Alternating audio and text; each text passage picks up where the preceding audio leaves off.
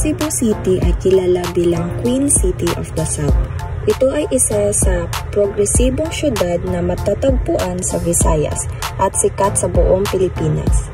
Nagsisilbi itong magandang turismo para sa mga nais bumisita dito. Ang Cebu City ay isa sa mga lugar na ganap ang unang misa sa Katoliko at unang digmaan laban sa mga Kastila sa Lapu-Lapu. Pinili ko ang Cebu City dahil makikita ko dito ang lugar na puno sa mga lokal na pagkain at tradisyon na hindi ko matitikman sa ibang lugar. At mayaman sa kalikasan na kung saan ay may mga kamanghamanghang tanawin. Ang kalikasan ng Cebu ay nag-aanyaya ng mga kwento at pagnanasa sa kagandahan ng ating mundo. Ang Cebu City, ito ay kabilang sa mga paboritong destinasyon ng mga turista sa Pilipinas. Hindi lamang sa mga magagandang tanawin, kundi para na rin sa mga makukulay na mga modernong atraksyon. Tulad ng pagbisita sa mga lugar ng Anju World, Gaisano J Mall, Magellan's Cross at Cebu Tops. Sa Anju World, isa itong theme park na nagbibigay aliw sa mga tao. Dito, mayroong iba't ibang klase na mga rides kagaya ng bumper cars, tower drop, space shuttle na talagang pagpapaakyat ng adrenaline rush. Sa pamamagitan ng pag-unlad ng turismo, nagbibigay ito ng aliw sa mga tao at nagpalakas ng lokal na ekonomiya. Nagbigay ng kulay at kasiyahan sa karanasan dito sa Cebu. Pangalawa naman ay ang Gaisano J Mall. Hindi lamang ito isang lugar na para sa pamilihan ng mga panlibangan, kundi sa mga pang-araw-araw na aktibidad ng mga lokal. Ang Gaisano J Mall, nagpapakita ito ng kalagahan ng komersyal na espasyo bilang isang pagpuan ng modernong komunidad. Ito ay nagsisilbing progreso ng Cebu bilang isang puno na panglibangan lungsod habang nanatiling bukas ang pangailangan ng lahat. Kasunod nito ang Magellan's Cross. Ito ay lugar na naging simbolo ng pananampalataya ng mga Pilipino dahil dito ang unang lumaganap ang Kristyanismo sa bansa. Sa ilalim sa krus, nararamdaman ko ang tiwa at kasanayan sa kung saan napatanong ako, paano nagsimula ang panrelihiyon sa Pilipinas? Sa paglalakbay ko dito, natutunan ko ang pananampalataya ay importante sa pakikibahagi at mahalagang bahagi sa ating pagkakalinlangan bilang Pilipino. At sa wakas ay ang Cebu Tops. Ito ay isang sikat na view deck na nasa Busay Hills.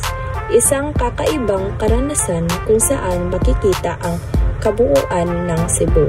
Ang simoy ng hangin ay malamig at tahimik na kapaligiran na tila ay nakahinga ang ating kaisipan. Sa Cebu Tops, natutunan ko ang kahalagahan ng nagpapahinga. Ang ganitong lugar ay makakatulong na mabawasan ang ating pagod sa araw-araw na mga gawain.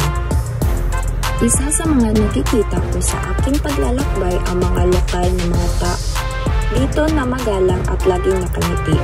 Ang kanilang mga ngiti ay naging daan sa malalim na koneksyon na mga Cebuano ang kanilang pagkakaisa sa kabila ng pagkakaiba ng bawat isa.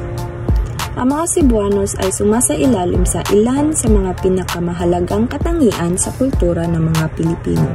Isa sa mga simbolo ay pagiging mapagpatuloy. Sila ay kilala sa mainit na pagtatanggap sa mga bisita. Ang kanilang pagmamahal sa pamilya at sa mga bisita ay nagpapakita ng likas na ugali na maging bukas palad ng mga Pilipino. At ang kanilang pagsisikap ng maitaguyod ang kanilang mga pamilya, mapanatili ang kanilang kultura at ang progresibong ekonomiya ng syudad ay nagbibigay sa akin ng inspirasyon bilang isang manlalakbay. Sa mga pagkain naman, tinikman ko ang isa sa mga sikat dito ay ang Lechon Cebu. Sa isang kagat ko, hindi ko akalain ito ay makapagbigay ng kasiyahan sa aking panlasa. Ang balat ay malutong, mayroong balanse sa maalat at matamis, at malasa ang karne. Bukod sa lechon, natikman ko ang dried mangoes at otap sa SM City Cebu namin binili at naging pasalubong sa pag-uwi ko. Tuwing tinitikman ko, naaalala ko ang lahat ng aking masayang karanasan ng aking paglalakbay. Ang mga pagkain dito ay isa ito sa kanilang kultura na may taglay na kwento kagaya ng lechon. Ito ay isang simbolo ng husay sa pagluluto at pagmamahal sa pamilya.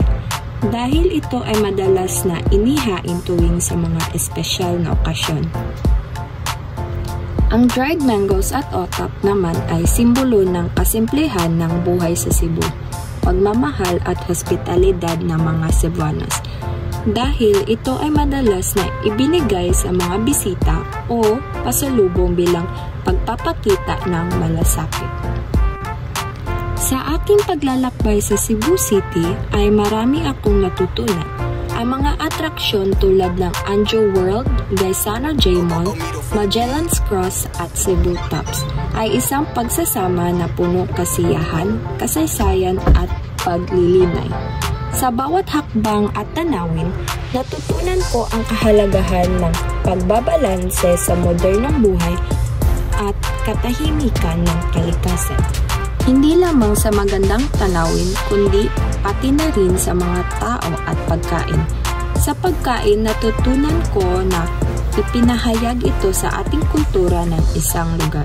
Sa bawat subo ko ay nararamdaman ko ang mga kwento at tradisyon ng kanilang lugar. Ito ay kanilang maipagmamalaki ang pananatili ng kanilang tradisyon, kultura at paniniwala. Natutunan ko na ang kultura ay makulay, matatag kapag ito ay inaalagaan ng mabuti.